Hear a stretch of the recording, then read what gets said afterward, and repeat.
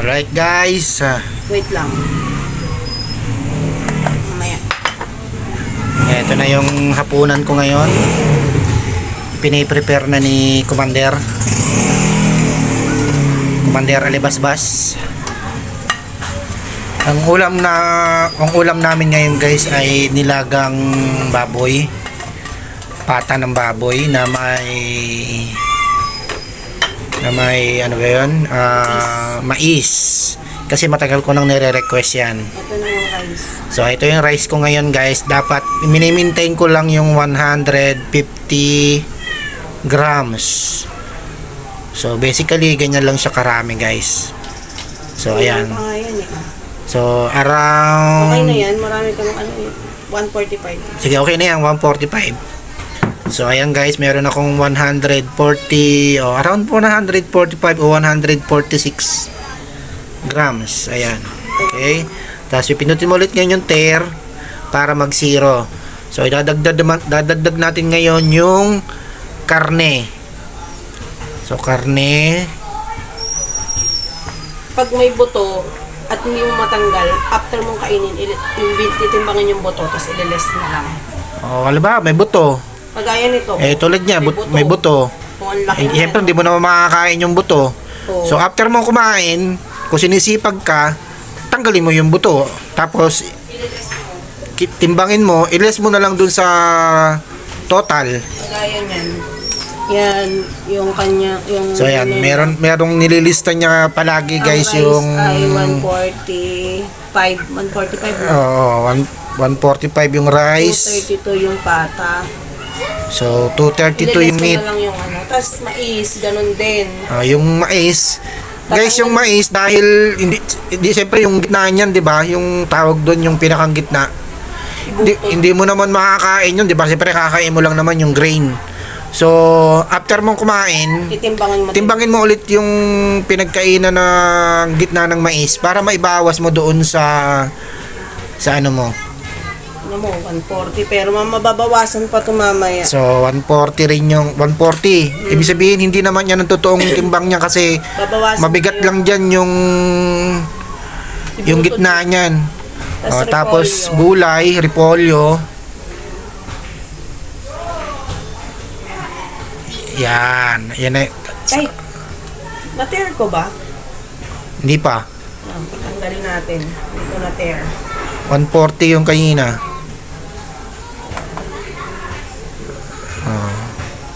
71. 69. Alam mo na. 69 grams. Yung repolyo. 69 grams yung repolyo. Tapos yung sabaw, ihiwalay natin. Pag ito, i-on mo muna. Tapos pag yan. Tapos yan, zero. Doon ka maglalagay ng sabaw. Ayan, sisiro mo muna, nakalagay yung lalagyan. Pati yung sabaw guys, kailangan timbangin. Pero ito lang guys, sa una lang ito parang hindi mo pa kabisado yung dami ng kinakain mo. Pero pag nakabisado mo na, halos hindi mo na kailangan magtimbang kasi nakabisado mo na kung hanggang gaano lang karami yung kinakain mo, saka yung mga tansya ng halimbawa yung karne kung gaano karami. So more or less alam mo na hindi ka lumalampas doon sa daily average calorie intake mo. Ayan, 127. Tapos after ng meal, itong total nito, magle-less ka pa dito. Saka mo lang siya matototal kung ilan yung calories na kinain mo. Ito yung listahan guys ng mga kakainin ko, yung calorie intake na yan. Pero meron pang mababawas dyan kasi siyempre yung buto, saka yung gitna ng mais, babawas pa yon.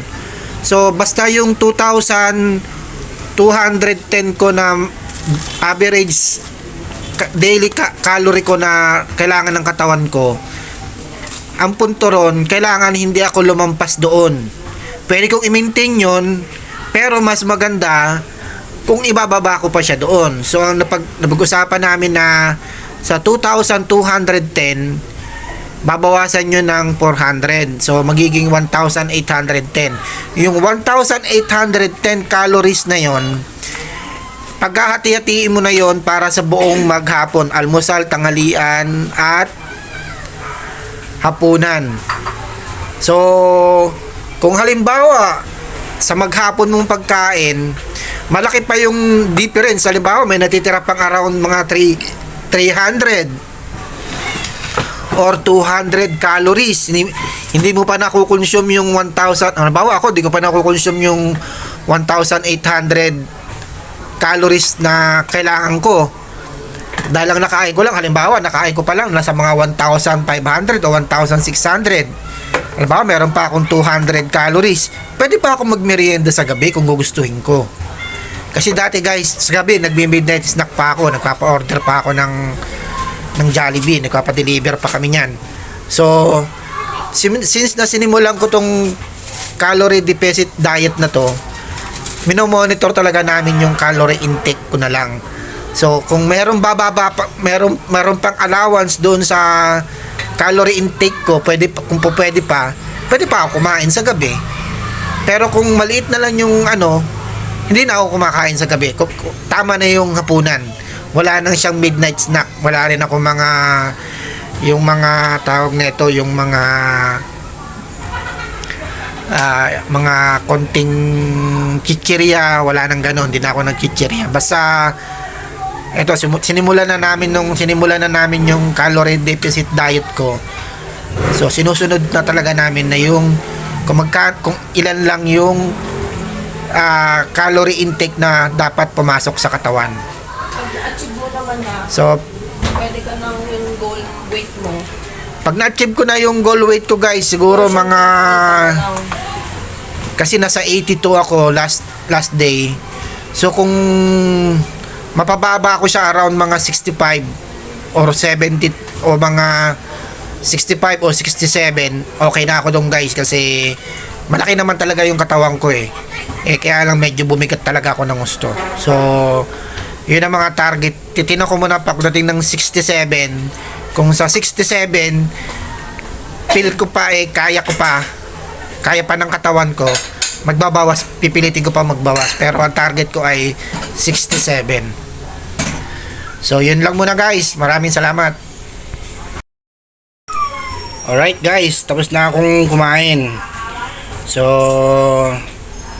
titimbangin natin ngayon, pinatitimbang ko na ngayon yung kung ilang gramo yung buto para maibawas siya doon sa total ng meat na kinain ko kanina.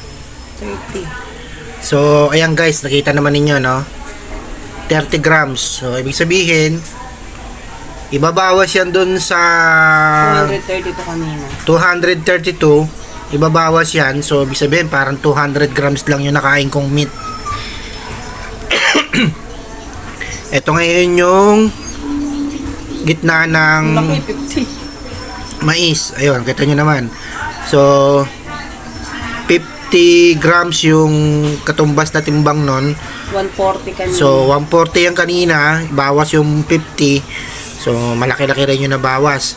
Tapos ito ring sabaw, more or less binawas na yan, tinansya na lang.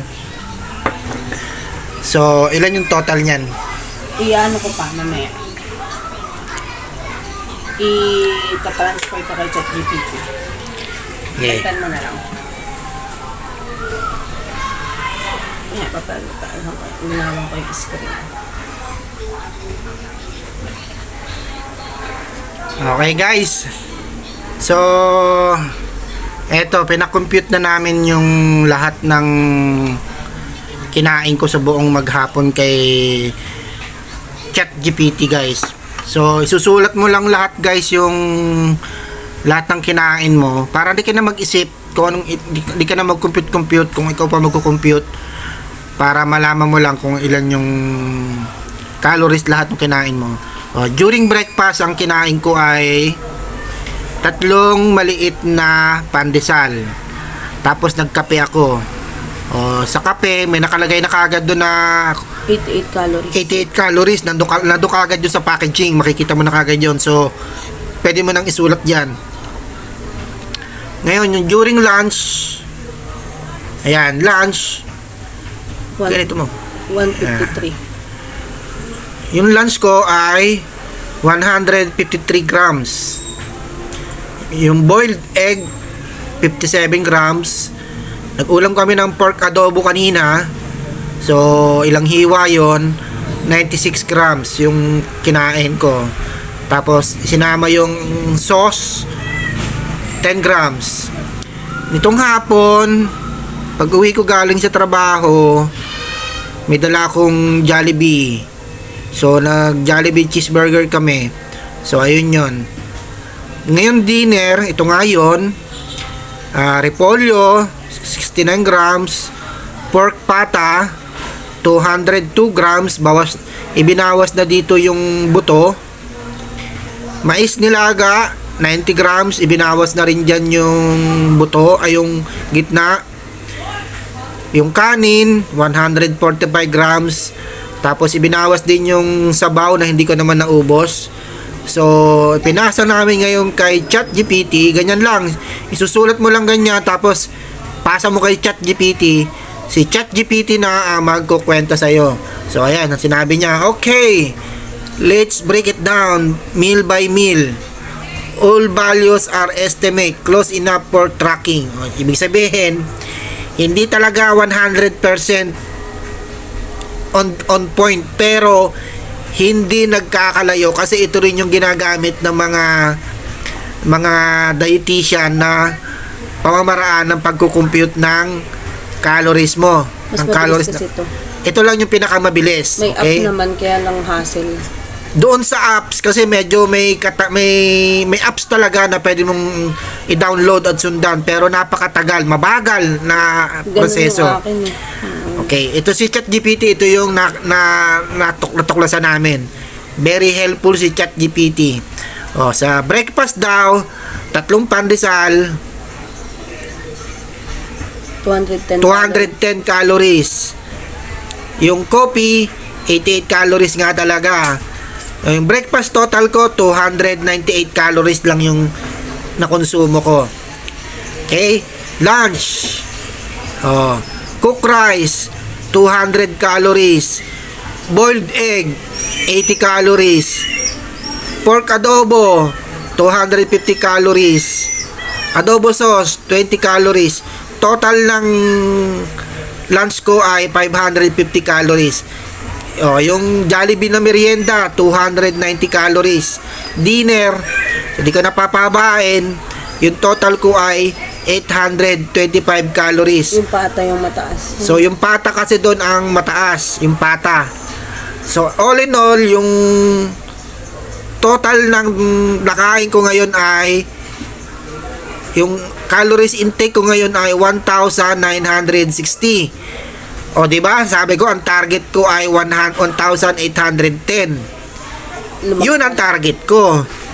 Pero, ang daily average na kailangan ng katawan ko ay 2,210.